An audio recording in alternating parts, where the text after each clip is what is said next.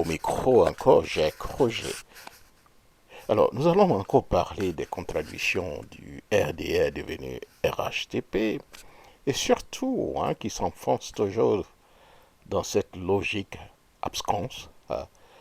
Et de plus en plus vous les écoutez, plus vous êtes de plus en plus surpris par l'hypocrisie et parler de la malhonnêteté intellectuelle. Alors, avant certainement donc d'expliquer le fond de ma pensée, on va écouter un tout petit peu M. Ousmane Diakité, qui est donc le président du Conseil supérieur des imams, des mosquées et des affaires islamiques de Côte d'Ivoire, censé représenter, disons, tous les musulmans de Côte d'Ivoire. Et écoutons-le dans sa logique, et ensuite, je reviendrai certainement faire mon petit billet. Et dans un pays désertique, Dieu a donné un grand arbre à un village. Donc les autres villages environnants enviaient ces villages. Pourquoi Dieu tu as donné le grand arbre là à ces villages seulement et nous autres. Mais les villageois, au lieu d'entretenir les grands arbres, ils ont commencé à se battre sur les fruits qui sont sur les branches. Pendant ces temps, ceux qui ne sont pas contents que l'arbre soit dans leur village sont en train de s'organiser pour venir abattre l'arbre. Quand on va abattre l'arbre là, qui va parler encore des branches? Donc le grand arbre que Dieu nous a donné, c'est le président Alassane Ouattara. Que Dieu nous bénisse. Il ne faudra pas que les populations et les cadres commencent à se battre sur les fruits et les branches, les fruits qui sont sur les branches. Il faut qu'on s'occupe de l'arbre, pour que l'arbre soit là toujours pour nous donner de l'ombre, pour attirer la pluie et pour nous donner des fruits succulents.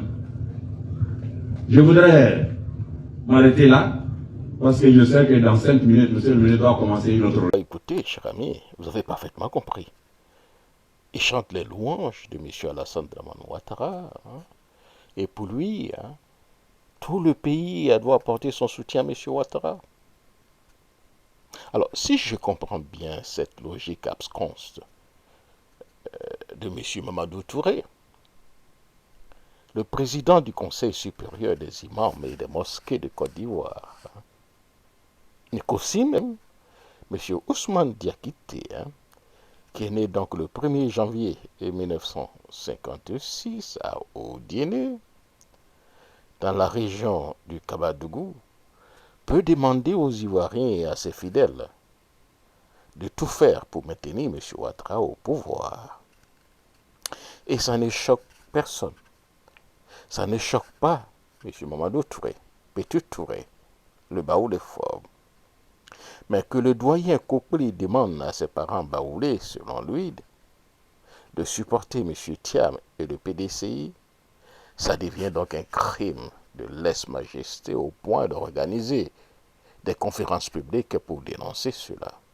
Pour le président d'honneur du PDCI de réunir des cadres baoulés pour s'immiscer dans la succession royale en pays baoulé, est-ce une manière de nous dire que ce parti se considère comme un parti baoulé? Donc, c'est un parti tribaliste. Leur président n'a que du vernis. Quand on gratte un peu, lui-même est tribaliste. Parce que l'association, il ne faut pas s'y méprendre, entre Kopli Boni qu'il a mis à la position qu'il a mis.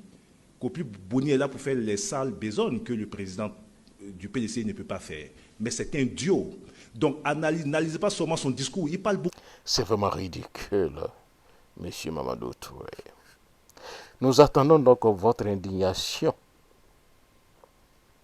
sous d'autres formes parallèles. Vraiment, le RDR devenu RHTP n'a plus rien à prouver et à apporter à la Côte d'Ivoire. Plus nous vous écoutons, plus nous sommes déçus.